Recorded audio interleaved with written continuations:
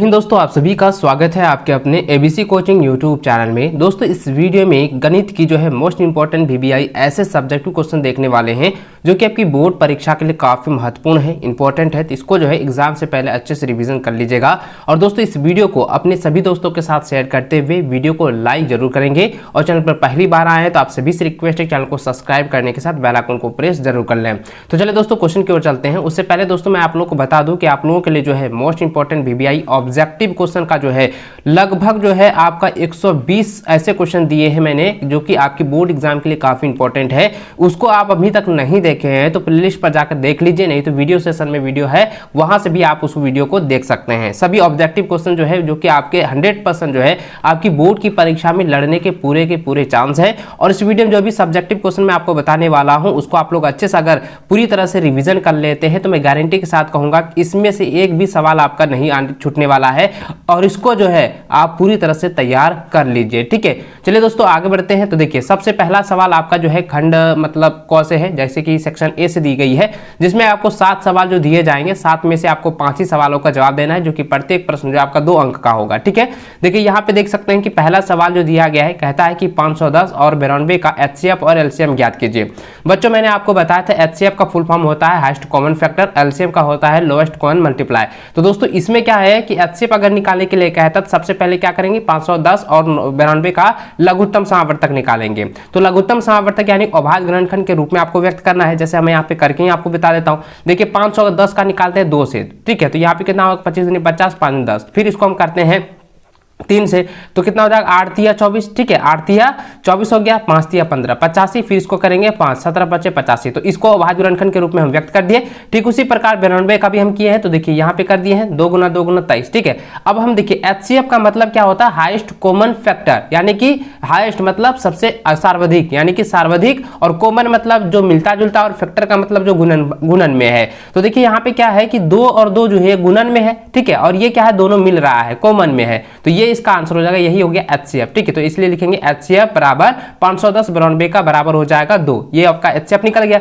अब एलसीएम का होता है लोएस्ट कॉमन मल्टीप्लाई। तो इसका मतलब ये है कि जो आपका एचसीएफ निकला है एक वो, और उसके बाद जो संख्या है उसको हम क्या करेंगे पूरी तरह से गुना कर देंगे। तो गुना करने के बाद दोस्तों निकलता है 23 46 0, तो ये आपका आंसर आ जाता है, ठीक है। तो इसको इसी प्रकार से आपको आंसर निकालना है। और इसी के अनुसार दोस्तों आपको वहां पे क्या है कि अदर भी आपको एग्जाम में क्वेश्चन दिए जाएंगे, लेकिन यही सारा क्वेश्चन रहेगा, सेम यही टॉपिक पर आपको जो है 1 नंबर में दिया जाएगा, ठीक है। इसको आप लोग अच्छे से जो है कर लीजिएगा। चलिए अगला सवाल देखिए दोस्तों, यहाँ पे दिया गया है कि विभाजन एल्गोरिथम का प्रयोग करके px और gx से भाग देने पर भागफल तथा शेषफल ज्ञात कीजिए। बच्चों मैंने आपको पहले भी बताया था कि यूक्लिड के एल्गोरिथम का विभाजन का जो फॉर्मूला है ना उसको आप लोग याद रखेंगे, क्योंकि उसी के अनुसार आपको यहाँ पे जो है भागफल भी ज्ञात करना है, ठीक है। देखिए सबसे पहले आपको करना क्या है कि px का जो मान दिया है, ठीक है, px का मान दिया है x4 माइनस 5x प्लस 6, और gx का मान दिया है 2 माइनस एक्स स्क्वायर। तो सबसे पहले इसको क्या करेंगे, इसको हम अच्छे से लिखेंगे, बहुपद के रूप में लिखेंगे, ठीक है। तो सबसे पहले क्या करेंगे माइनस एक्स को आगे करेंगे, और ये इस पे प्लस है तो यहाँ पे लिखेंगे +2। अब क्या करें, इससे हमको भाग देना है इसमें, ठीक है, जिस प्रकार से आपने यहाँ पे देख रहे हैं। तो देखिए माइनस एक्स स्क्वायर +2 है, जिसको हम भाग दे रहे हैं x पर पावर 4 माइनस 5x प्लस 6, इसको हम भाग दे रहे हैं। तो सबसे पहले क्या करेंगे, ये जो x4 है ना, तो x4 को क्या करेंगे इसके अनुरूप हमको लाना है, बराबर लाना है। तो हम इसके किससे गुना करेंगे, सबसे पहले मैंने आपको एक और तरीका मैंने बताया था कि अगर बच्चों इस तरीके से कंडीशन रहे, ठीक है, तो करेंगे क्या, तो सबसे पहले लिखेंगे, देखिए किसको हम भाग दे रहे हैं x4 को, तो x पर पावर 4 लिखेंगे,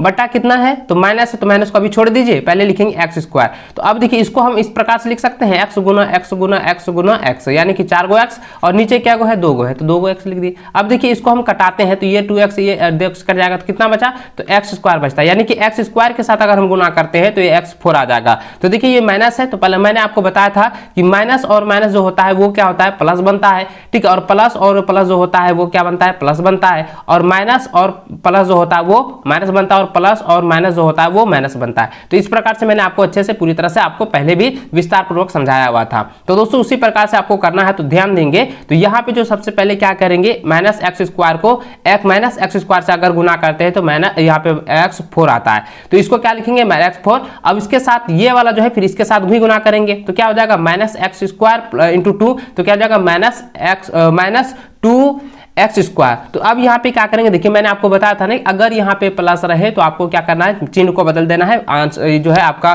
जो सिंबल है यानी कि प्लस है तो माइनस हो जाएगा, माइनस होगा तो प्लस हो जाएगा, ये आपको वहाँ पे मैंने बताया था। तो यहाँ पे देखिए प्लस प्लस है तो यहाँ पे क्या हो जाएगा, माइनस हो जाएगा, और यहाँ पे नीचे क्या है, माइनस है तो यहाँ प्लस कर देंगे। ठीक है, अब इसको कटाएंगे तो पूरी तरह से कट जाएगा।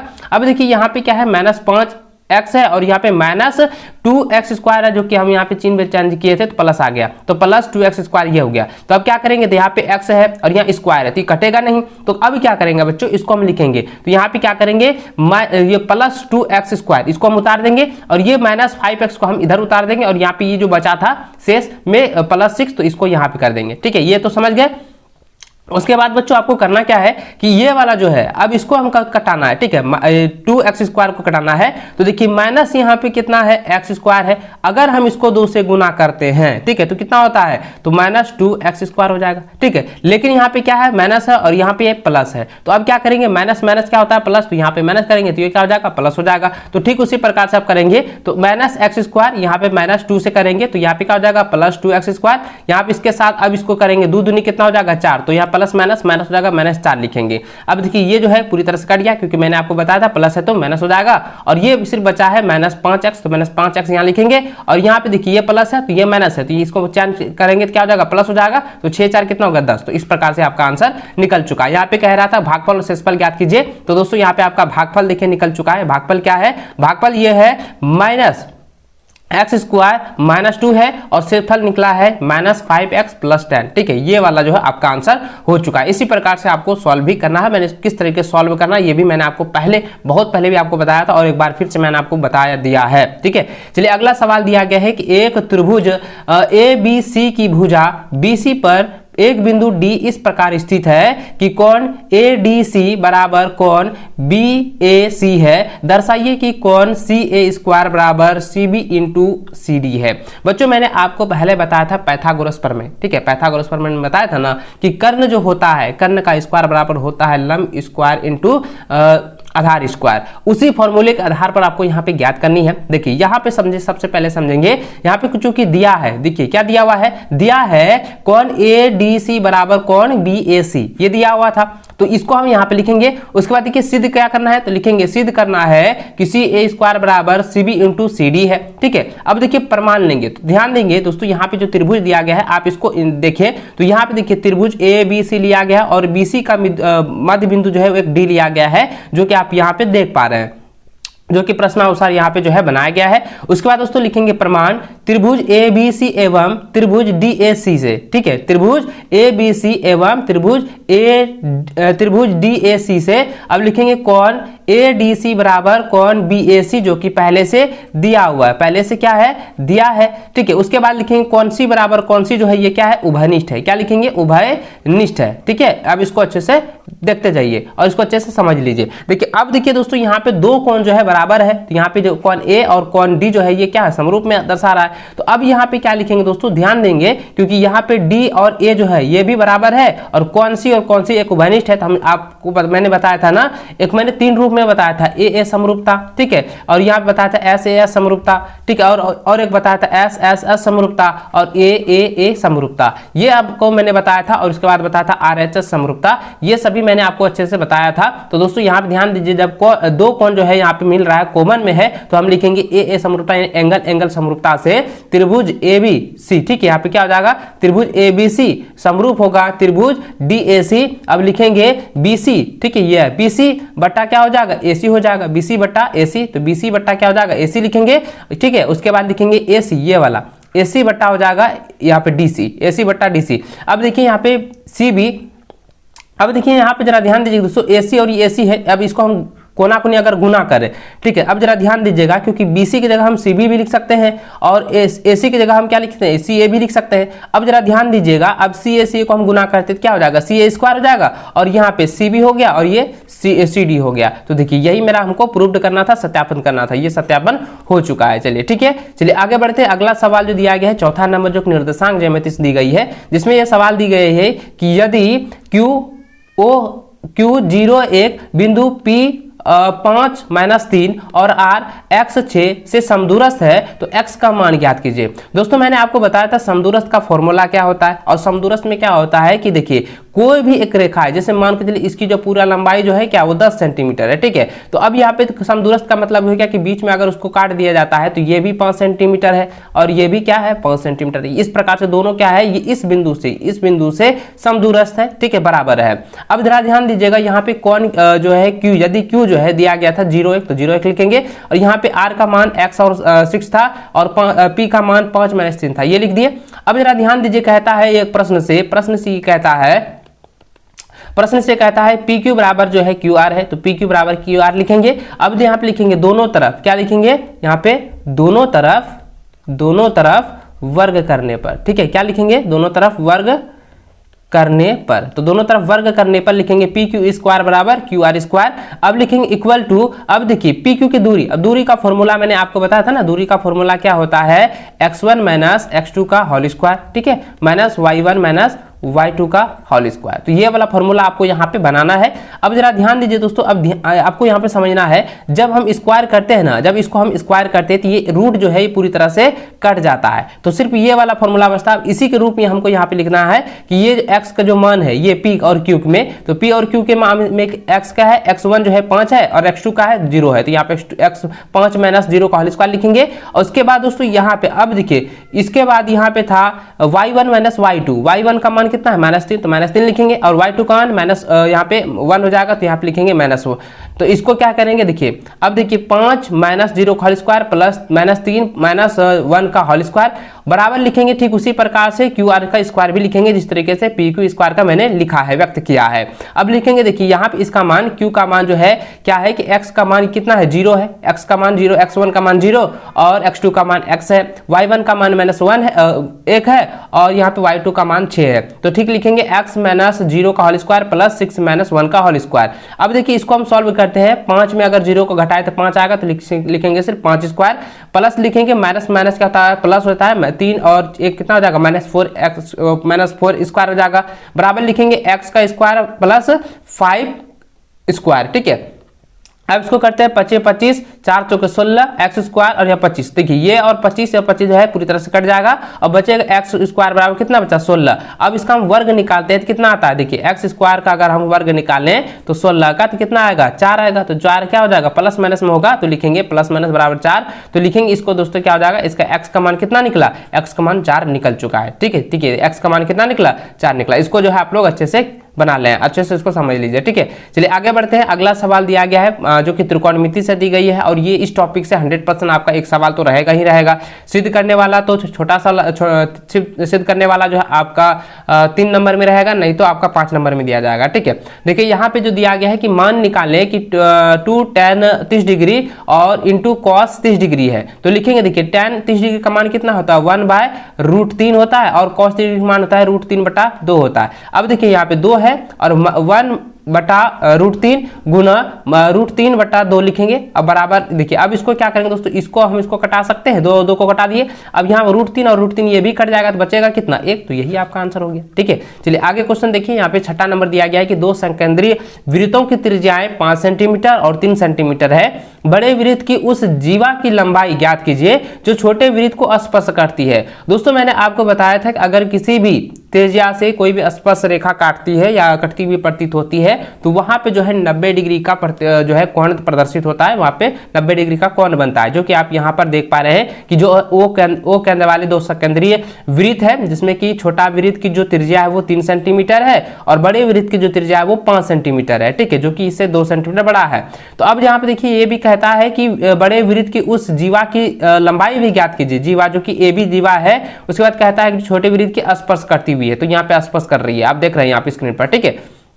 अब देखिए यहाँ पे लिखेंगे उत्तर में, तो आपको करना क्या है कि ओपी जो है वो लंब क्या है AB है, यानी कि जो आप स्क्रीन पर देख रहे हैं त्रिभुज, यहाँ पे वृत्त से जो है आपका यहाँ पे ली गई है कि वृत्त से लेंगे कि ओपी जो है वो लंब AB पर है, AB क्या है एक क्या है ये आपका जीवा है और ये जो है OP जो है एक क्या है त्रिज्या है, तो OP जो है ना वो AB पर लंब है, ठीक है। उसके बाद लिखेंगे समकोण त्रिभुज AOP में AP स्क्वायर बराबर O A square minus O P square, जो कि पाइथागोरस प्रमेय से है। मैंने आपको बताया था ना, यहाँ पे जरा ध्यान दीजिए। तो एपी क्या हो जाएगा, एपी मेरा क्या है, ये आधार है ना, एपी आधार है, और ये क्या है, लंब है, और ये क्या है, कर्ण है। और मैंने बताया था, ठीक है, इसको मैंने आपको बताया था कि एच स्क्वायर बराबर होता है P square plus B square, और बी स्क्वायर का फॉर्मूला होता है H square minus P square. ठीक उसी प्रकार से यहाँ पे हम व्यक्त करेंगे, एपी स्क्वायर बराबर हो जाएगा O A square minus O P square, Pythagoras प्रमेय से हम लिखेंगे। ठीक है, उसके बाद दोस्तों यहाँ पे देखिए एपी का स्क्वायर, तो एपी स्क्वायर तो कुछ नहीं है, ठीक है, एपी के स्क्वायर हमको ज्ञात करनी है। अब देखिए ओ ए का मान दिया है 5 सेंटीमीटर, ओ ए का मान यानी कि बड़ी त्रिज्या का मान दिया है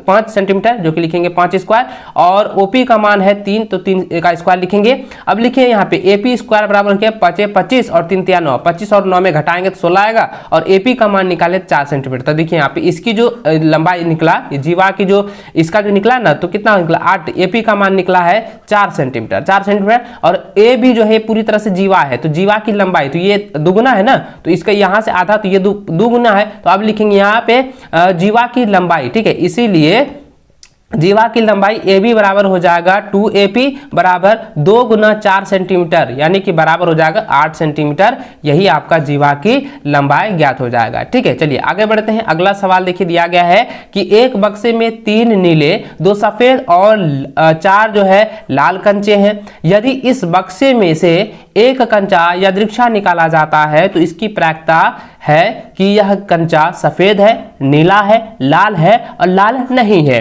अब देखिए बच्चों यहाँ पे करना क्या है, प्रायिकता ज्ञात करने के लिए सबसे पहले आपको ये करना है कि इसमें टोटल कितने हैं, इसमें टोटल कितने कंचे दिए गए हैं। तो सबसे पहले लिखेंगे संभव परिणामों की कुल संख्या हो जाएगा, ये हो जाएगा 3, 2 और 4, इसको तीनों को योग करेंगे टोटल कितना आ गया, 9 कंचे, टोटल 9 कंचे हैं। ठीक है, अब लिखेंगे, पहला लिखेंगे सफेद है। ठीक है, तो लिखेंगे अनुकूल परिणामों की संख्या कितना है, 2 है, 2 सफेद है। ठीक है, उसके बाद अतः प्रायिकता यानी कि सफेद की जो प्रायिकता निकालेंगे तो टोटल कितना हो जाएगा, यहाँ पे सफेद का 2 है और टोटल है 9, तो 2/9 हो जाएगा, यही आंसर हो जाएगा। ठीक है, उसके बाद दोस्तों आपका कह रहा था कि नीला का, तो लिखेंगे अनुकूल परिणामों की संख्या नीला वाला का कितना हो जाएगा, 3 का तो नीला था तो 3 लिखेंगे, प्रायिकता हो जाएगा 3/9 हो जाएगा, तो 1/3 इसको हम कटाने के बाद लिखेंगे 1/3, तो ये आपका आंसर हो गया। उसके बाद बच्चों आगे बढ़ते हैं, अगला जो आपका दिया था लाल है, तो लाल का ज्ञात करेंगे, लाल कितनी है, लाल जो है 4 गो है, तो लिखेंगे अनुकूल परिणामों की संख्या हो जाएगा 4, और प्रायिकता लाल का निकालेंगे 4/9, यही आपका आंसर हो गया। ठीक है, चलिए अब कह रहा है कि लाल नहीं है, तो लाल नहीं है मतलब जितना भी लाल है, अब देखिए लाल नहीं है का मतलब क्या हुआ, जो लाल है ना, लाल जो 4 है इसको अब छोड़ देना है और बाकी जितना भी नीला और सफेद को योग कर देना है। तो नीला और सफेद को योग करेंगे 3 और 2 कितना हो गया, 5 हो जाएगा। तो अब लिखेंगे अनुकूल परिणामों की संख्या हो जाएगा 5, और प्रायिकता लाल नहीं का निकालेंगे 5/9। इस प्रकार से आपका जो है आंसर क्लियर हो चुका है। ठीक है, चलिए आगे बढ़ते हैं। अगला सवाल जो है आपका सेक्शन बी से है, जो कि प्रत्येक सवाल जो है 3 अंक का होगा। इसमें भी 7 सवाल आपको दिए जाएंगे और आपको 5 ही सवालों का आंसर देना है। ठीक है, चलिए आगे बढ़ते हैं। देखिए यहाँ पे 8वां नंबर सवाल दिया गया है कि 868 तथा 255 का एचसीएफ यूक्लिड विभाजन एल्गोरिथम का प्रयोग कीजिए। तो बच्चों सबसे पहले करेंगे क्या, इसमें आपको यहाँ ये देखना है कि देखिए यूक्लिड विभाजन एल्गोरिथम का सूत्र मैंने बताया था, a बराबर BQ प्लस R होता है। ठीक है, और इसको आप लोगों को मैंने पहले बताया था, इसको आप लोग जो हमेशा रट लीजिएगा, क्योंकि ये ऑब्जेक्टिव में भी दिया जाएगा और सब्जेक्टिव में भी आपको यहाँ पे देखने को मिलेगा, और इसके फॉर्मूले से जो आपको एल्गोरिथम का प्रयोग आपको ज्ञात करके विभाजन सूत्र आपको निकालना है। ठीक है, चलिए एचसीएफ अब यहाँ पे देखिए यूक्लिड विभाजन का एल्गोरिथम का प्रयोग करके आपको ज्ञात करने के लिए कह रहा है। तो बच्चों आपको करना क्या है, तो सबसे पहले यहाँ पे ये देखना है कि 255 जो है वो क्या है, छोटा है, किससे छोटा भाई, 867 से छोटा है। अभी क्या करेंगे, 255 से हम ना 867 को भाग देंगे। तो ये अब देखिए मैं भाग करके भी आपको दिखा देता हूँ और आपको अच्छे से यहाँ पे समझ में आ जाएगा, कोई भी कहाँ पे कंफ्यूजन नहीं रहने वाला है। तो देखिए यहाँ पे करेंगे क्या कि 255 लिखते हैं, अब यहाँ पे भाग देंगे 868 में, तो 868 में भाग दे दिए। अब 255 को हम भाग देते हैं कितना बार में, 3 बार में देते हैं। तो ठीक है, 5 तिया 15 कर 5 मेरा 5 तिया 15, 15 1 16 हो जाएगा, 3 दूनी 6 1 7, 765। अब इसको हम घटाते हैं कितना हो गया, 2, ये कट जाएगा यानी 0 हो जाएगा, यहाँ पे 1, 102 आ गया। ठीक है, अब फिर इसको क्या करेंगे, अब देखिए ये तो 255 से भाग 102 में तो लगेगा नहीं। अभी क्या करेंगे, 102 को जो है 255 को भाग देना है 102 से, तो यहाँ पे लिखेंगे 255। ठीक है, अब इसको भाग देंगे कितना बार में, अब देखिए यहाँ पे हम इसको 2 बार में करते कितना हो जाता है, 104 आएगा ना। तो अब इसको यहाँ पे क्या करेंगे, 204 आएगा, तो यहाँ पे 2 बार में तो कितना हो जाएगा 204। अब इसको हम घटाएंगे कितना हो गया 51, ये सिर्फ बचा। फिर अब इसको क्या करेंगे 51, ठीक उस प्रकार से 51 को 102 से करेंगे 102 को भाग देंगे कितना बार में, 2 बार में, ठीक है। 51 दूनी कितना होता है, अब देखिए 51 दूनी तो कितना हो जाएगा, 102 हो जाएगा, तो ये पूरी तरह से कट जाएगा, 0 हो जाएगा, तो एचसीएफ मेरा 51 निकल जाएगा। अब जो है इसको यूक्लिड विभाजन के रूप में हमको ज्ञात करना है सूत्र के अनुसार, तो उस सूत्र के अनुसार लिखेंगे तो आपका लिखेंगे सबसे पहले ए जो है, ए ये मेरा होगा बड़ा वाला, और ये बी ये बनेगा, और ये क्यू होगा, और ये आर शेषफल हो जाएगा। तो इसी प्रकार से आपको व्यक्त कर देना है 867 बराबर 255 गुना 3 प्लस 102। उसके बाद फिर हम जो किए थे 102 से भाग दिए थे 255 में, किस तरह करेंगे, 255 बराबर हो जाएगा 102 गुना कितना हो जाएगा,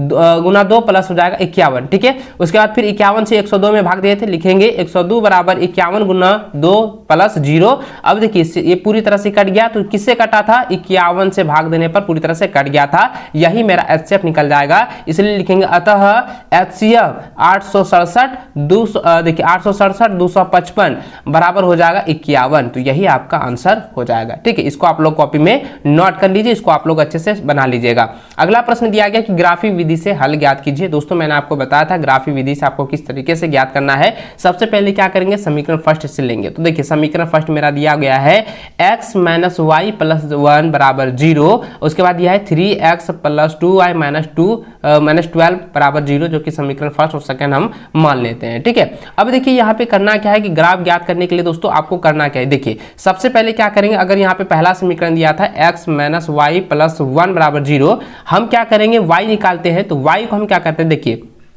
समझिएगा, इसको हम यहाँ से आपको सॉल्व करके दिखा रहे हैं। देखिए x यहाँ पे है, ठीक है, -y है, बराबर इसको करेंगे तो -1 हो जाएगा, ठीक है, ये -1 हो गया। अब देखिए x हम अगर इसको करते हैं तो y को -1 करते हैं तो माइनस क्या हो जाएगा, -1 हो गया, और ये इधर आके क्या हो जाएगा, माइनस हो जाएगा, ठीक है, माइनस ना होगा या तो माइनस हो जाएगा x। देखिए ये इसमें कॉमन करते तो माइनस कटेगा तो कितना हो जाएगा, y हो जाएगा, बराबर हो जाएगा x + 1 हो जाएगा, तो इसको हम यहाँ पे लिख लेंगे, तो यहाँ पे x लिख लिए। उसके बाद दूसरा समीकरण यहाँ पे लिख देंगे, तो यहाँ पे क्या हो जाएगा, 3x + 2y - 12 बराबर 0, तो 2y बराबर हो जाएगा 12 - 3x। अब उसी प्रकार से लिखेंगे y बराबर कितना हो जाएगा, 12 - 3x बराबर ये हो जाएगा 2, तो इस समीकरण को हम यहाँ पे लिख देंगे। अब देखिए यहाँ पे करना क्या है, इतना तो आप समझ गए। अब उसके बाद बच्चों यहाँ पे क्या करेंगे, अगर x का मान हम 0 लिखते हैं तो यहाँ पे कितना हो जाएगा, y का मान 1 आएगा, ठीक, y का मान कितना आएगा, 1 आएगा, x का मान 0 तो y का मान 1, और अगर x का मान -1 रखते हैं तो -1 रखते हैं तो ये कितना हो जाएगा, -1 0, तो यानी कि 0 हो जाएगा, ठीक। उसी प्रकार से यहाँ लिखेंगे जब x का मान हम 4 लेते हैं, x का मान अगर हम 4 लेते हैं तो ये क्या हो जाएगा, इसका मान जो है 0 हो जाएगा, y का मान अगर y का मान हम 0 लेते हैं, y का मान जो है अगर हम 0 लेते हैं या x का मान अगर हम 0 लेते हैं तो y का मान आता है 6, तो यहाँ पे इसी प्रकार से व्यक्त करेंगे। अब इसको जो है ग्राफ में आपको इस तरह से दर्शा देना है, जो कि आप यहाँ पर देख पा रहे हैं, और इसके बारे में मैंने पूरी डिटेल के साथ आपको बताया था कि ग्राफ की विधि से जो है किस तरीके से हम इस तरह से जो है निर्देश दे सकते हैं, ग्राफ में आप लोगों को बना सकते हैं, ठीक है। चलिए आगे बढ़ते हैं। अगला सवाल जो है आपका 10 नंबर दिया गया है, कहता है कि किसी एपी का प्रथम पद जो है यानी 5 है, अंतिम पद जो है 45 है और योग जो है वो 400 है, पदों की संख्या और सारवंतर ज्ञात कीजिए। दोस्तों प्रथम पद यानी ए जो है वो 5 दिया है, अंतिम पद यानी कि एन यानी कि एल जो है वो 45 दिया है, और एस का मान यानी कि योग का मान जो है वो 400 दिया है। कहता है कि पदों की संख्या यानी कि आपको जो है एन का मान ज्ञात करना है, और सारवंतर यानी कि डी का भी मान आपको ज्ञात करना है। तो सबसे पहले देखिए दोस्तों, एक फॉर्मूला मैंने आपको बताया था एपी का योग, एपी के पदों का योग का फॉर्मूला मैंने बताया था कि एस एन बराबर होता है n/2 इंटू ए प्लस, देखिए 2a + n - 1 इंटू डी बराबर ये लिखाए थे ना, तो अब इसी फॉर्मूले पर आपको यहाँ पे ज्ञात करना है। तो देखिए यहाँ पे पहले से अंतिम पद वाला दिया था, तो अंतिम वाला फॉर्मूला ये भी मैंने बताया था n/2 इंटू a + l, ठीक है, ये फॉर्मूला मैंने बताया था, इसी फॉर्मूले पे आपको यहाँ पे ज्ञात करना है। तो देखिए यहाँ पे सबसे पहले लिखेंगे Sn बराबर, ठीक है, लिखेंगे Sn बराबर, Sn का मान ज्ञात करना है, तो n/2 इंटू a + l बराबर हो जाएगा कितना, 400। अब लिखिए n/2, a का मान कितना है 5 और l का मान 45, तो लिखेंगे 5 और 45 बराबर हो जाएगा 400। अब इसको हम योग करते कितना होगा, 50n, ठीक है, 50n/2 हो जाएगा 2, ठीक है। अब इस 2 को इधर करते हैं, तो इसको हम गुना करते हैं तो कितना हो जाएगा 800, तो यहाँ 800 लिखेंगे, n बराबर हो जाएगा 800 हो जाएगा 50, तो इसको हम कटाएंगे कितना बार में, 16 बार में, तो ये हो जाएगा इसका आंसर n का मान। n का मान nवां पद कितना निकला, nवां पद जो निकला है वो निकला है 16, ठीक है, 16 निकल गया।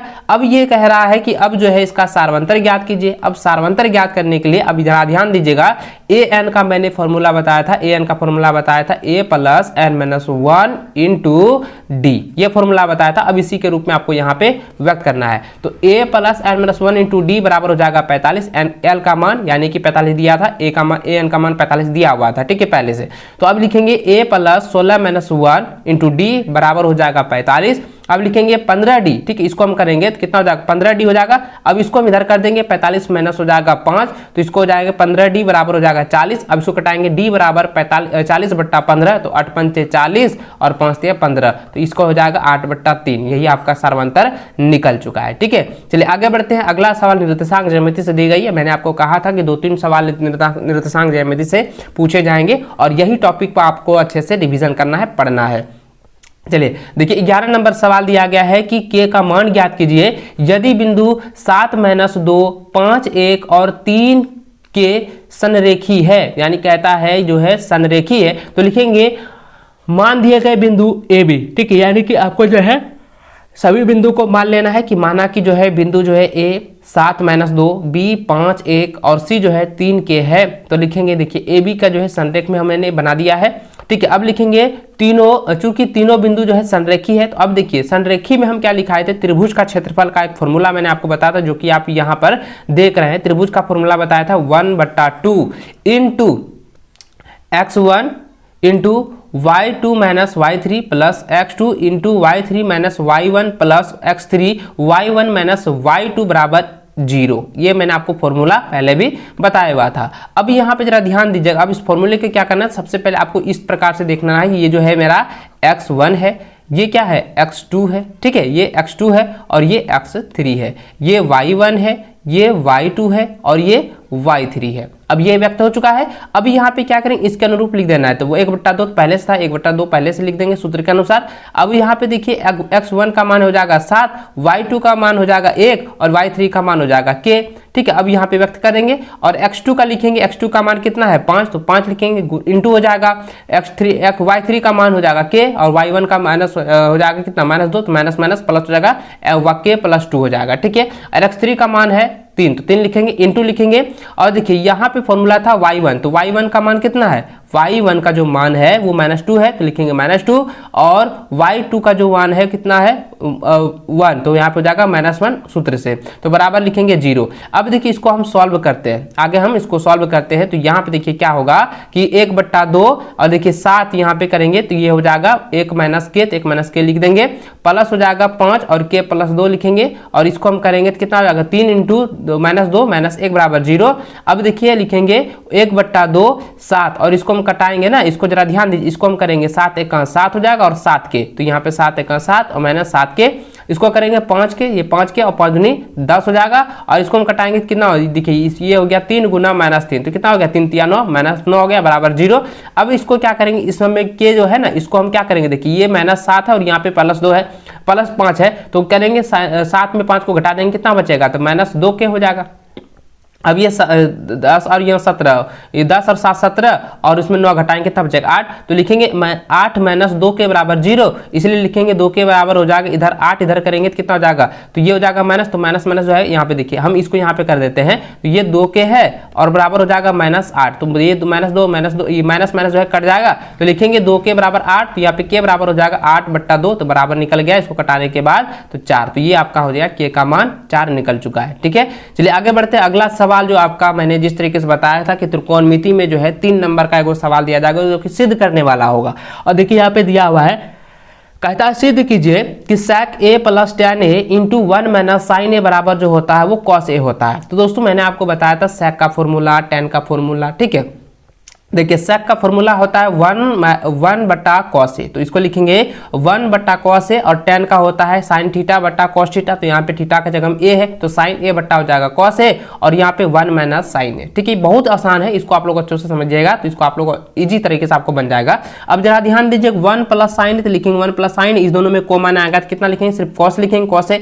अब देखिए ये है था 1 - sin पहले से, अब देखिए इसके साथ अगर हम गुना करेंगे तो a + b × a - b क्या होता है ए माइनस बी का ए स्क्वायर माइनस बी स्क्वायर होता है, ए का स्क्वायर करेंगे एक होगा और साइन स्क्वायर करेंगे तो साइन स्क्वायर ए हो जाएगा बट्टा कॉस ए। अब देखिए साइन स्क्वायर ए है ना, तो साइन स्क्वायर ए का फॉर्मूला होता है 1 माइनस साइन स्क्वायर ए का फॉर्मूला होता है कॉस स्क्वायर ए, यानी कि 1 माइनस साइन स्क्वायर थीटा बराबर होता है कॉस स्क्वायर थीटा। तो थीटा की जगह ए था, लिखेंगे कॉस स्क्वायर ए बट्टा हो जाएगा कॉस ए। तो इसको हम कटाएंगे तो कितना हो जाएगा, सिर्फ कॉस ए बचेगा, तो यहाँ पे लिख देंगे कॉस ए। तो यही आपका आंसर हो गया, इसको प्रूव कर दिए हैं। यानी कि ये जो आपका सिद्ध करने के लिए कह रहा था कि sec a plus tan a into 1 minus sine A बराबर होता है cos a, तो 1 आपको यहाँ पे देखिए LHS बराबर हो जाएगा RHS, ये आपका प्रूव्ड हो चुका है। ठीक है, चलिए आगे बढ़ते हैं। अगला सवाल दिया गया है 13 नंबर, जिसमें दिया गया है कि एक त्रिभुज ABC बनाइए जिसमें जो है BC बराबर 6 सेंटीमीटर, AB बराबर 5 सेंटीमीटर और कोण ABC बराबर जो है 60 डिग्री हो, तो फिर एक त्रिभुज की रचना कीजिए जिसकी भुजाएं त्रिभुज ABC की संगत भुजाएं 3/4 गुणी हो। बच्चों मैंने आपको पहले भी बताया था कि रचना में जो है किस प्रकार से आपको ज्ञात करना है, किस तरीके से आपको बनाना है, क्योंकि ये सब्जेक्टिव में जो है ना आपका रचना से जो है एगो तो सवाल जो है 100% दिया जाएगा। दोस्तों आप मैथ में जो है एक्सरसाइज 11.1 और 11.2 को आप लोग एक बार देख लीजिएगा और उसके उदाहरण को भी आप लोग अच्छे से समझ लीजिएगा। ठीक, उदाहरण को भी आप लोग अच्छे से क्लियर कर लीजिएगा, उसमें से आपका जो है 3 नंबर आपका गारंटेड है, उसमें 100% वो पूछेगा और आप उसको बना लीजिएगा। ठीक है, चलिए देखिए यहाँ पे जो सवाल है उसके अनुरूप आप लिखाएंगे। सबसे पहले क्या लिखेंगे कि देखिए यहाँ पे कोण बी कह रहा था लास्ट वाला, ये कोण बी का मान आपको 60 डिग्री जो है आपको स्केल से काटना है, यानी कि आपका जो डर्सिविस है उससे काटना है। उसके बाद देखिए ए यहाँ पे ए बी का मान जो है वो कितना हो जाएगा, ए बी का मान यहाँ पे हो जाएगा 5 सेंटीमीटर। ठीक है, यहाँ पे ए का मान 5 सेंटीमीटर और उसके अनुरूप जो है आपका क्या बट्टा यहाँ पे कह रहा था, जरा ध्यान दीजिए, इसके संरचना का भी यहाँ पे कर देना है, थोड़ा सा व्यक्त कर देना है। देखिए यहाँ पे ये कह रहा है 3/4, तो 3/4 तो सर्वाधिक कितना है 4, तो यहाँ पे क्या लिखेंगे बी का यहाँ पे अनुरूप में जो है 4 को ले लेंगे। अब यहाँ पे ये कह रहा था कि B3 का जो है B3 और ये B4 पर यार 3/4 के अनुरूप लिखेंगे। तो इस तरीके से जो है दोस्तों आपको रचना कर देना है, जो कि एक वीडियो में आपको लिंक दे दूंगा डिस्क्रिप्शन में, उसको आप लोग देख लीजिएगा तो आपको समझ में आ जाएगा किस तरीके से इसको जो है व्यक्त किया जाता है, बनाया जाता है। ठीक है, चलिए आगे दोस्तों, आगे अगला क्वेश्चन दिया गया 14 नंबर की त्रिज्याएं 21 सेंटीमीटर वाले एक चाप केंद्र पर 60 डिग्री का कोण अंतरित करता है, ज्ञात कीजिए चाप की लंबाई त्रिज्यखंड का क्षेत्रफल। ये काफी आसान है और काफी इंपॉर्टेंट भी है और आपके बोर्ड एग्जाम के लिए इस बार पूछे जा सकते हैं, इसको आप लोग अच्छे से जो है तैयार कर लीजिएगा। दोस्तों यहाँ पे जरा ध्यान दीजिएगा कि आर का मान यानी त्रिज्या का मान 21 सेंटीमीटर और थीटा का मान दिया है 60 डिग्री और त्रिज्यखंड का क्षेत्रफल क्या होता है, थीटा गुना 2 पाई ये होता है, यानी थीटा बटा 360 डिग्री गुना होता है 2 पाई आर होता है। तो अब इसी फॉर्मूले पे आपको यहाँ पे ज्ञात करना है, बताना है। तो सबसे पहले आपको यहाँ पे क्या है, चाप की लंबाई। तो चाप की लंबाई में क्या होता है बच्चों, देखिए चाप की लंबाई का जो फॉर्मूला होता है थीटा बटा 360 डिग्री गुना 2 पाई आर। अब देखिए यहाँ पे हम क्या कर सकते हैं, ध्यान दीजिएगा, अगर इसको हम 2 से कटा देते हैं तो कितना 180, तो अब लिख सकते हैं पाई आर थीटा बटा 180 डिग्री। अब लिखेंगे पाई का मान है 22/7, तो 22/7 लिखेंगे, गुना त्रिज्या का मान 21 और गुना लिखेंगे 60/180। अब इसको कटा सकते हैं, देखिए इसको हम कटा दिए है ना, 7 या 21। अब इसको भी कटा सकते हैं 60, तो अब देखिए अब ये 60 और 60 कट जाएगा तो बचेगा कितना, सिर्फ 22 सेंटीमीटर। तो यही आपका आंसर हो गया चाप की लंबाई। अब उसके बाद कह रहा है त्रिज्यखंड का क्षेत्रफल। तो अब देखिए त्रिज्यखंड का जो क्षेत्रफल होता है, त्रिज्यखंड का क्षेत्रफल होता है थीटा बटा 360 डिग्री, ठीक है, गुना पाई आर स्क्वायर। अब इस फॉर्मूले से आपको यहाँ पे ज्ञात करना है, लिखेंगे चाप द्वारा बनाए गए त्रिज्यखंड का क्षेत्रफल पाई आर स्क्वायर इंटू थीटा बटा हो जाएगा 360 डिग्री, बराबर लिखेंगे 22/7 जो कि पाई का मान है। अब देखिए आर का मान कितना है 21, तो स्क्वायर है ना, तो आर गुना आर लिखेंगे, यानी कि 21 गुना 21 गुना थीटा का मान 60, तो 60 लिखेंगे, बट्टा लिखेंगे 360। अब इसको कटा भी सकते हैं, 6 36, ठीक है, ये हो जाएगा 6 बार में। अब देखिए इसको हम कटा सकते हैं ना, 3 दूनी 6 और 11 दूनी 22, इसको भी कटा सकते हैं 7 या 21। अब ये 3 और 3 कट जाएगा, 21 गुना कर 11 गुना 21 करेंगे कितना था 231 सेंटीमीटर स्क्वायर, जो कि ऑप्शन आंसर आपका हो जाएगा। ठीक है, चलिए आगे बढ़ते हैं। अगला सवाल यहाँ पे दिया गया है जो कि सेक्शन सी से है, जिसमें कि प्रत्येक सवाल जो है आपका 5 अंक का होगा और आपको 5 सवाल दिए जाएंगे, लेकिन आपको 3 ही सवालों का जवाब देना होगा। और आपको जो है इसमें से आपको अगर सेक्शन सी में आप छोड़ देते हैं तो फिर आपका जो है नंबर बहुत कम आ जाएगा, लेकिन आपको सेक्शन सी बनाना बहुत ही अनिवार्य है। देखिए बच्चों यहाँ पे सवाल दिया गया है, निम्न में से किन्हीं 3 प्रश्नों के आपको उत्तर दीजिए। तो देखिए पहला जो प्रश्न दिया गया, ये मैंने आपको बहुत पहले भी आपको अच्छे से समझाया था किस तरीके से इसका मूल ज्ञात करना है, किस तरह इसका द्विघाती फॉर्मूले से जो इसका उपयोग करके मूल ज्ञात करनी है, सारा चीज मैंने आपको बताया था। तो समीकरण यहाँ पे देख सकते हैं लिखा है कि 3x² - 2x + 1/3 = 0 का विभिक्तर मूलों की प्रकृति द्विघाती सूत्रों का उपयोग करके मूल ज्ञात कीजिए। तो सबसे पहले क्या करेंगे, देखिए द्विघाती का जो रूप होता है द्विघाती, ठीक है, यहाँ पे समझेंगे द्विघाती का रूप जो होता है वो होता है ax² + bx + c, ठीक है, ये ना होता है। तो a के जगह में क्या है, a के जगह में 3 है तो a का मान 3 लिखेंगे, 2 के जगह में b के जगह में क्या है -2, तो यहाँ पे -2 लिखेंगे, c का मान कितना है 1/3, तो 1/3 लिखेंगे। अब विभक्तर ज्ञात करना है, विभक्तर d का फॉर्मूला होता है b² - 4ac। अब इसी फॉर्मूले पे लिखेंगे बराबर b का मान कितना है -2 है तो -2 का होल स्क्वायर, और देखिए ये माइनस फॉर्मूले से -4 और यहाँ a का मान हो जाएगा 3 और एक c का मान हो जाएगा 1/3। इसको कटा देंगे तो कितना हो जाएगा, देखिए अब 2 दूनी 4, यहाँ पे 2 दूनी 4 और 4 1 4, 4 में 0, तो उत्तर कितना निकला 0 निकला।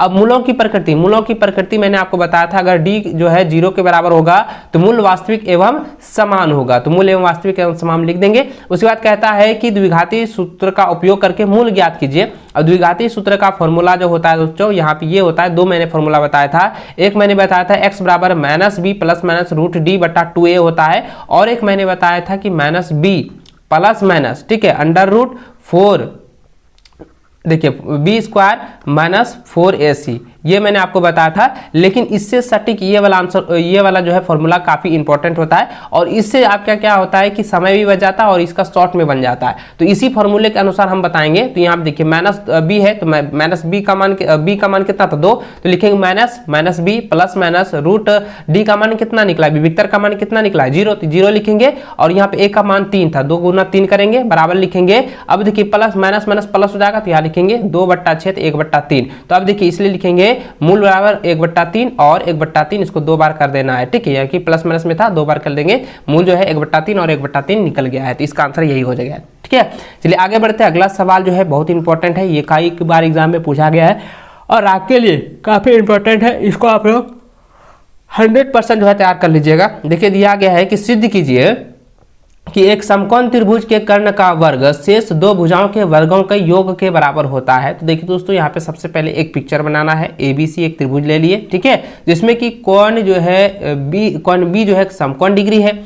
उसके बाद कहता है कि AC जो है, AC का मध्य जो है वो D है, AC का मध्य D है और B और D को जो है मिलाया गया है। तो ठीक है, उसी प्रकार लिखेंगे दिया है त्रिभुज ABC एक समकोण त्रिभुज है जिसमें कोण B जो है 90 डिग्री है, और सिद्ध करना है कि AC² बराबर AB² + BC² होता है, ठीक है, जो कि पाइथागोरस प्रमेय में मैंने आपको बताया था। उसके बाद दोस्तों आपको लिखेंगे रचना AD लंब जो है वो AC पर खींचा, AD लंब जो है वो AC पर खींचा गया है। लिखेंगे प्रमाण त्रिभुज ABC एवं त्रिभुज ABC में, यानी कि ABC और ABC में। तो देखिए यहाँ पे ABC नहीं होगा तो यहाँ पे क्या हो जाएगा ADC लिख सकते हैं, ABC 2 गो है, अब 2 भी लिख सकते हैं। तो लिखेंगे यहाँ पे इसीलिए कौन हो जाएगा ABC बराबर क्या हो जाएगा कौन ADB, यानी कि यहाँ पे जो है कौन B जो है वो 90 डिग्री है और कौन DB जो है 90 डिग्री है, इसलिए लिखेंगे 90 डिग्री, ठीक है, बराबर। देखिए उसके बाद लिखेंगे कौन A और कौन A जो है उभयनिष्ठ है, इसलिए A समरूपता से ये हो जाएगा त्रिभुज ABC समरूप हो जाएगा त्रिभुज ABD, ठीक है, यहाँ पे ABD हो जाएगा तो समरूप ABD हो लिखेंगे। अब AB बटा AD लिखेंगे, ठीक है, यहाँ पे देखिए AD लिखेंगे बराबर AC बटा हो जाएगा AC बटा AB। अब इसको हम कर सकते हैं AB², देखिए AB कोना को गुना करेंगे, AB² बराबर AC × AD, समीकरण इसको फर्स्ट ले लेंगे, ठीक है। ठीक इसी प्रकार से दोस्तों आपका लिखेंगे त्रिभुज ABC समरूप होगा त्रिभुज BDC, ठीक है। अब इसमें करेंगे कि BC बट्टा क्या हो जाएगा CD होगा, बराबर लिखेंगे AC बट्टा हो जाएगा BC। अब BC करेंगे तो BC² इंटू हो जाएगा AC इंटू CD, समीकरण 2। अब लिखेंगे समीकरण फर्स्ट तथा सेकंड को जोड़ने पर।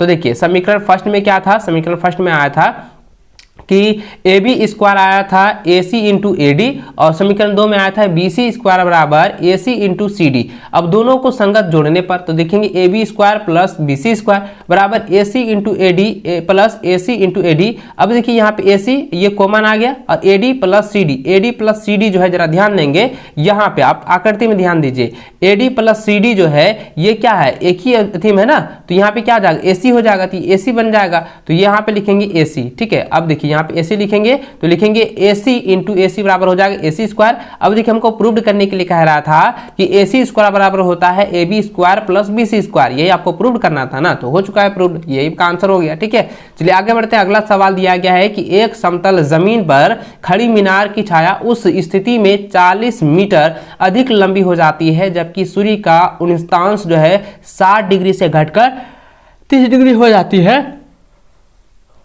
मीनार की ऊंचाई जो है ज्ञात कीजिए।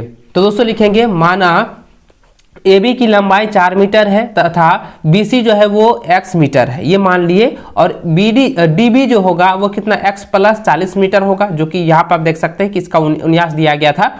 ठीक है, अब यहाँ लिखेंगे समकोण त्रिभुज ABC में tan जो है 60 डिग्री है, क्योंकि 60 डिग्री tan क्यों होगा, ध्यान दीजिएगा, मैंने आपको बताया कि था 90 डिग्री के सामने वाली भुजा को हम H कहते हैं और ये P होगा और ये B होगा, तो ये वाला निकालते हैं तो P बट्टा B किस में आता है, P बट्टा B जो होता है वो tan थीटा में आता है, इसलिए लिखेंगे tan 60 डिग्री हो जाएगा बराबर हो जाएगा AB बट्टा हो जाएगा BC। अब देखिए tan 60 का मान होता है √3, तो √3 लिखेंगे बराबर लिखेंगे AB का मान H हो जाएगा और इसका BC का मान क्या लिखे थे, BC का मान X माने थे, X लिखेंगे। अब लिखेंगे H बराबर कितना √3x समीकरण, इसको फर्स्ट मान लेना है। ठीक है, चलिए आगे बढ़ते हैं। आगे आपको लिख देना है कि समकोण त्रिभुज ABD में tan 30 डिग्री बराबर AB बट्टा हो जाएगा BD। अब tan 30 का मान होता है 1 बट्टा √3, तो 1 बट्टा √3 लिखेंगे बराबर AB का मान H, तो H लिखेंगे और BD का मान कितना है, यहाँ BD का मान हो जाएगा x माइनस मैंने आपको बताया था 40, तो यहाँ 40 लिखेंगे।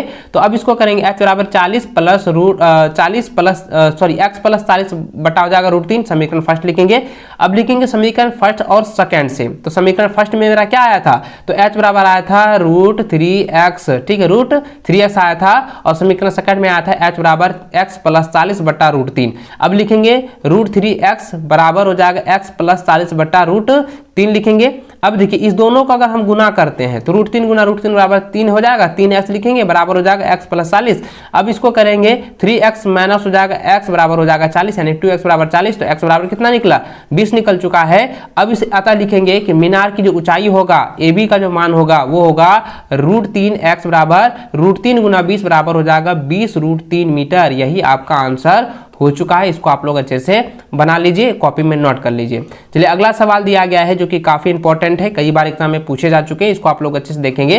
देखिए दिया गया है कि धातु की चादर से बना और ऊपर से खुला एक बर्तन शंकु के एक चिन्ह के आकार का है जिसकी ऊंचाई 16 सेंटीमीटर तथा निचले और ऊपरी सिरों की त्रिज्या क्रमशः 8 सेंटीमीटर और 20 सेंटीमीटर है, तो 40 रुपये प्रति लीटर की दर से इस बर्तन को पूरा भर सकने वाले दूध का मूल्य ज्ञात कीजिए। तो बच्चों सबसे पहले जरा ध्यान दीजिएगा, कोई एक बाल्टी इस प्रकार से है, ठीक है, एक बाल्टी कोई इस प्रकार से दिया गया है जिसमें कि ऊपरी और निचली जो है यहाँ पे दिया गया है कि ऊपरी जो है जो त्रिज्या वो है वो 20 सेंटीमीटर, यहाँ पे ऊपर वाला कितना है 20 सेंटीमीटर और नीचे वाला कितना 8 सेंटीमीटर है, और कहता है कि इसकी जो ऊंचाई है ना, इसकी यहाँ से यहाँ तक जो ऊंचाई है वो कितना है 16 सेंटीमीटर। तो लिखेंगे R1 जो है यानी कि बड़ी त्रिज्या जो है 20 सेंटीमीटर है, R2 जो है वो 8 सेंटीमीटर है और ऊंचाई जो है वो 16 सेंटीमीटर है। लिखेंगे बर्तन की धारिता यानी कि बर्तन यानी कि ये जो आपका है बर्तन की जो है आयतन ज्ञात करेंगे।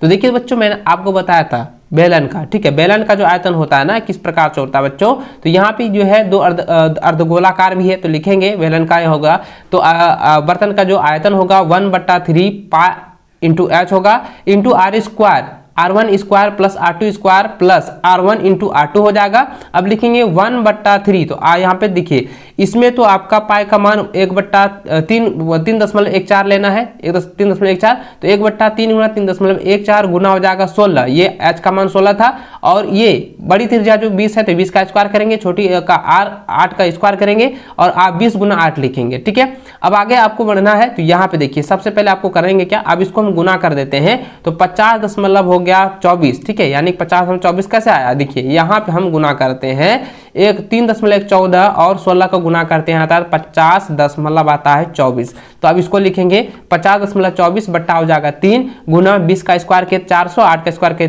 64 और इसको गुना के कितना 160 हो जाएगा। अब देखिए इसको सभी को जो है ना योग कर देना, जोड़ने के बाद आता है 624। अब इसको हम कटा सकते हैं 208 बार में। अब देखिए 208 और 50.24 को गुना करते हैं तो आता है 10,499.9092, ठीक है, 92। तो ये आपका जो है आयतन निकला सेंटीमीटर क्यूब में। अब इसको लीटर में बदलते हैं तो 1000 हो जाएगा, तो यानी 10,449 10.92 बट्टा हो जाएगा 1000 लीटर, ये आपका लीटर में हो गया। ठीक है, अब इसको ऐसे भी कटा भी सकते हो, आप इसको कटा भी सकते हो, तो यहाँ पे 1 2 3 यानी हो जाएगा 10.449992, इस प्रकार से लीटर हो जाएगा। इस प्रकार से भी कर सकते हैं। चलिए आगे आपको लिखना है कि इसका जो दूध की जो मूल्य है तो वो लिखेंगे 40 रुपया प्रति दर की दर से मूल्य लिखेंगे 40 गुना 10,492 बट्टा 1000।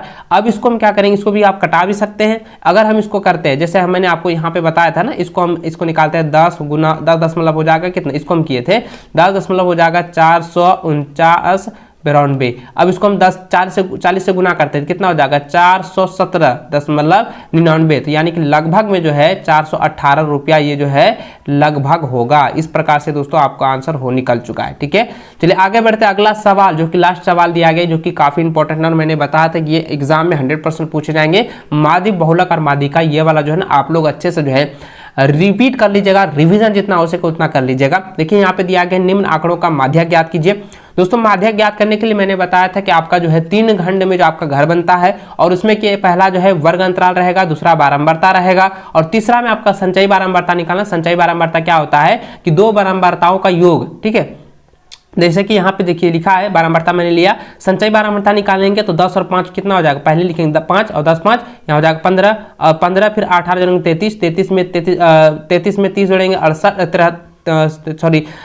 63 हो जाएगा, 63 में 20 83, 83 में और ये 12 जोड़ेंगे 95, 95 में 5 100, तो यानी टोटल जो है एन का मान कितना निकल चुका है, 100 निकल चुका है। इसको आप समझ गए। आगे बढ़ते इसके फॉर्मूले के अनुसार। अब लिखेंगे माध्यक, तो माध्यक लिखेंगे तो यानी कि n/2 जो है, n/2 का मान क्या 100/2 यानी 50 आ गया। माध्यक वर्ग, माध्यक वर्ग मैंने आपको बताया था ना बच्चों, माध्यक वर्ग मैंने क्या बताया था, तो माध्यक मैंने वर्ग बताया था कि जो n/2 यानी n/2 से ठीक बड़ी संचयी बारंबारता का वर्ग अंतराल, तो बड़ी यहाँ पे क्या है 63, ये बड़ी है 50 से, तो इसके वाला बारंबारता, तो यहाँ पे वर्ग अंतराल कितना 30 40, तो लिखेंगे 30 40। निम्न सीमा कितना है, निम्न सीमा 30 है, तो लिखेंगे 30। और वर्ग माप यानी ऊंचाई कितना है, तो 40 और 40 में 30 घटाएंगे 10, तो यहाँ पे 10 हो जाएगा। बारंबारता यानी कि f मैंने बताया था कि इसकी जो बारंबारता कितनी है, तो वर्ग अंतराल की बारंबारता कितना हो जाएगा 30, तो यहाँ 30 लिखेंगे। अब लिखेंगे माध्यक वर्ग के ठीक पहले वाला संचयी बारंबारता CF का मान कितना हो जाएगा 33, ये निकल चुका है CF, ये निकल चुका F, और ये जो है आपका माध्यक वर्ग। ठीक है, और n/2 मैंने बताया था। चलिए अब इसके फॉर्मूले के अनुसार जाते हैं। अब लिखिए माध्यक का जो फॉर्मूला होता है वो होता है L + n/2 - CF/F × H। तो अब इसके फॉर्मूले L का मान कितना था 30, तो 30 लिखेंगे। n/2 का मान कितना 50 आया, CF का मान 33 और F का मान 30, इसको लिखेंगे गुना H क्या हो जाएगा 10। चलिए अब इसको करते हैं, तो 30 हो जाएगा, 50 में हम 33 घटाएंगे तो 17, और बटा नीचे कितना है 30, गुना हो जाएगा 10, इसको हम कटा सकते हैं 10 या 30। ठीक है, तो यहाँ 30 + 17/3, अब 17/3 को हम करेंगे तो 5 × 15 और 6 यहाँ पे 7, तो यहाँ हो जाएगा 30 प्लस हो जाएगा 5.67, तो लिखेंगे इसको हम जोड़ने के बाद कितना 35.67, यही आपका आंसर निकल चुका है, माध्यक हो चुका है। दोस्तों इस वीडियो में मैंने जो 19 क्वेश्चन आपको बताए हैं, 19 में से आपको बोर्ड की परीक्षा मात्र 13 ही सवालों का जवाब देना है, और इन सभी क्वेश्चन को आप जितना हो सके उतना जो आप लोग अच्छे से जो है रिवीजन कर लीजिए, क्योंकि इसमें से 100% जो है एक क्वेश्चन जो है आपका टच होने वाला है। इसको आप पूरी तरह से जो है तैयार कर लीजिएगा, और इसी टॉपिक पर, जी हाँ दोस्तों, इसी टॉपिक पर आप लोगों को अच्छे से रिवीजन करना है। और भी आपका जो है गेसेस पेपर है उसको इसी टॉपिक पर आपको रिवीजन करना है, और अदर टॉपिक कोई भी नहीं देखना है सब्जेक्ट में। यही सारा क्वेश्चन जो आपकी बोर्ड की परीक्षा के लिए काफी इंपॉर्टेंट है। ठीक है, तो चलिए दोस्तों आगे बढ़ते हैं। इससे पहले आप हमारे चैनल को सब्सक्राइब करने के साथ बेल आइकन को प्रेस कर लें, और वीडियो को लाइक अपने सभी दोस्तों के साथ शेयर भी जरूर करेंगे। ठीक है।